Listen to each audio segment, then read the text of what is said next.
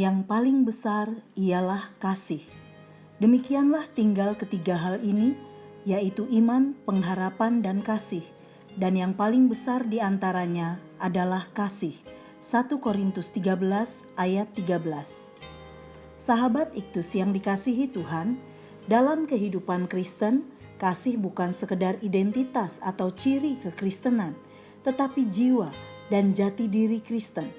Itu berarti seorang Kristen secara mutlak haruslah memiliki kasih dalam hidupnya. Tentu saja hal ini terjadi karena Yesus Kristus yang adalah kasih telah menempati ruang hatinya. Kasih dan kekristenan tidak dapat dipisahkan, sebagaimana sejatinya Kristen adalah pengikut Kristus. Rasul Paulus prihatin melihat keadaan jemaat di Korintus yang mengalami krisis kasih. Mereka yang merasa dirinya memiliki berbagai karunia dari Tuhan menjadi sombong dan mulai menganggap diri lebih dari yang lain.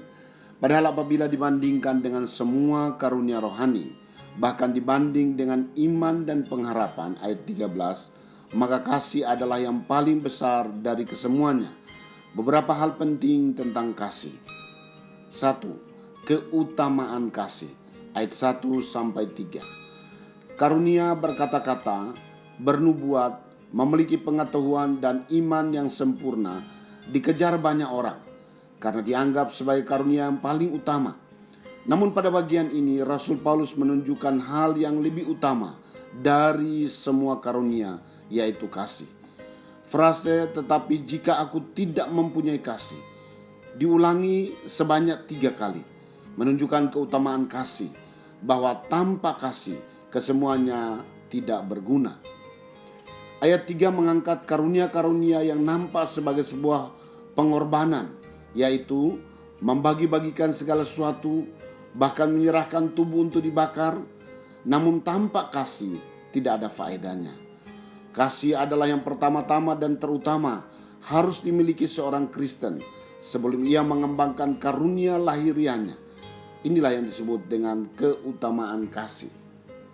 2. Karakteristik kasih, ayat 4 sampai ayat 7. Kasih sebagai ukuran kualitas karakter yang membedakan antara manusia sebagai warga kerajaan sorga dengan manusia dunia.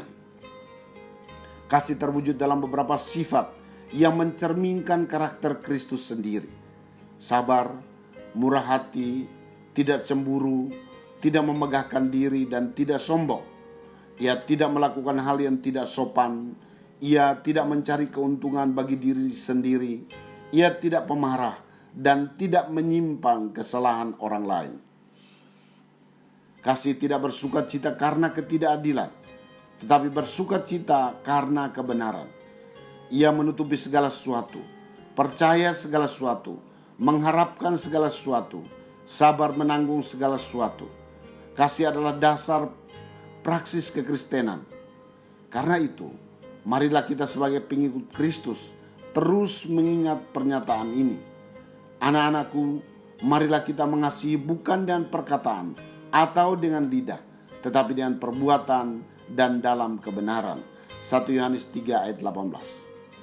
3. Kesempurnaan kasih, ayat 8 sampai ayat 13. Kasih tidak berkesudahan, menunjukkan nilai kekekalan kasih. Bila dibanding dengan karunia-karunia yang bersifat sementara, bahasa roh akan berhenti dan pengetahuan akan lenyap, tetapi kasih tetap ada selama-lamanya. Kasih berbeda dengan karunia-karunia lahiriah, karena ketika yang sempurna itu tiba, ia tidak akan berakhir. Kasih melampaui temporalitas dan memiliki sifat eskatologis. Nada eskatologis diperkuat oleh ayat 13 yang merupakan kesimpulan dari pasal 13. Kasih adalah yang paling besar dari iman dan pengharapan. Karena ketika Kristus datang kali yang kedua, iman dan pengharapan akan berakhir. Iman akan mencapai kepenuhannya dan pengharapan akan mendapatkan penggenapannya. Di dalam kekekalan, kasih akan terus bertahan sebagai karakter dari relasi Allah dan umatnya.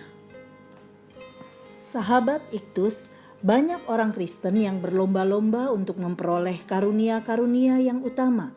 Namun hari ini, kita belajar untuk melihat hal yang lebih utama dari semua karunia rohani, yaitu kasih. Karunia rohani dapat ditiru, namun tidak demikian dengan kasih. Ini adalah karakteristik yang nampak hanya bila kita memiliki relasi yang baik dengan Kristus. Saya harus tetap memiliki relasi yang intim dengan Kristus, sumber kasih. Karena semakin saya jauh dari Kristus, maka kasih yang ada dalam diri saya pun menjadi semakin hambar. Tetapi sebaliknya, jika saya dekat dengan Kristus, maka karakternya akan terwujud dalam sikap hidup saya setiap hari. Saya menyadari bahwa kasih bukan sekedar perkataan, tetapi tindakan yang nyata dalam proses menuju sempurna hingga kedatangannya. Sahabat Iktus yang dikasihi Tuhan, mana yang lebih utama bagi saya, karunia-karunia rohani ataukah kasih? Apa saja karakteristik kasih yang terwujud dalam hidup saya? Karakteristik kasih seperti apa yang masih perlu dibenahi dalam hidup saya menuju sempurna untuk menjadi serupa Kristus?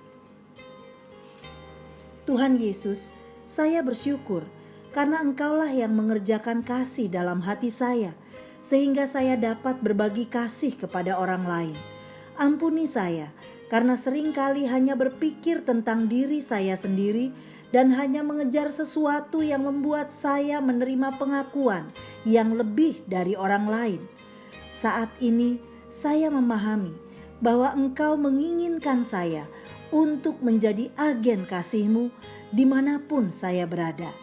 Saya rindu agar orang lain dapat mengenal kasih-Mu. Amin. Kasih bukan sekedar kata-kata. Kasih adalah tindakan nyata. Kristuslah